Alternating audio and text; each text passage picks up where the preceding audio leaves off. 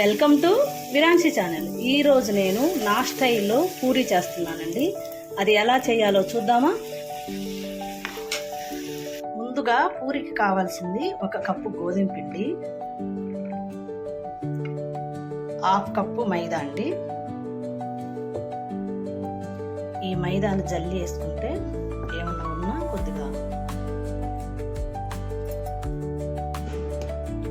1/2 cup Bombay రవ్వ, ఉప్మా రవ్వ ఉండిద్ది కదా, 1/2 కప్పు బొంబాయి రవ్వ,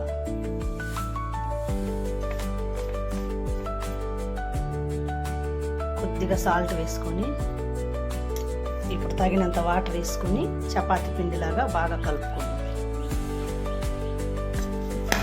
కలుపుకొని ఇది మెత్తగా అవ్వాలంటే 1 అరగంట పాటు నానబెట్టేద్దాము. 1 అరగంట తర్వాత తీద్దాం.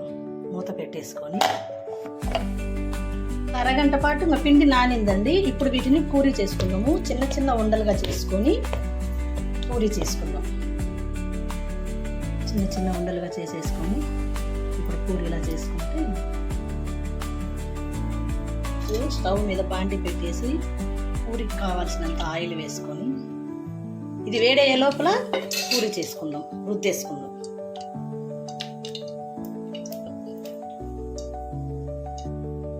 పూరీలన్నీ రుద్దేసుకున్నాము.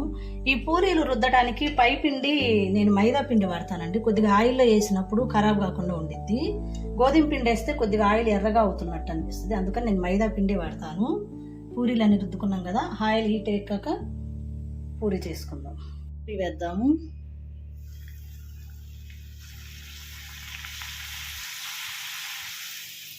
చూశారు కదా ఎంత బాగా పొంగుతున్నాయో.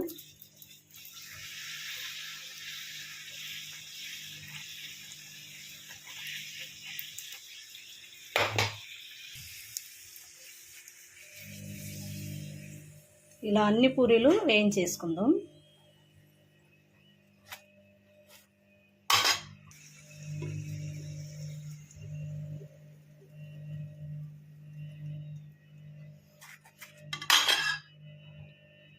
చూశారు కదా పూరీలు.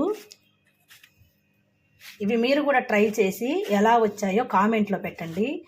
మీకు నచ్చితే లైక్ కొట్టండి, నా ఛానల్ను సబ్స్క్రైబ్ చేయండి.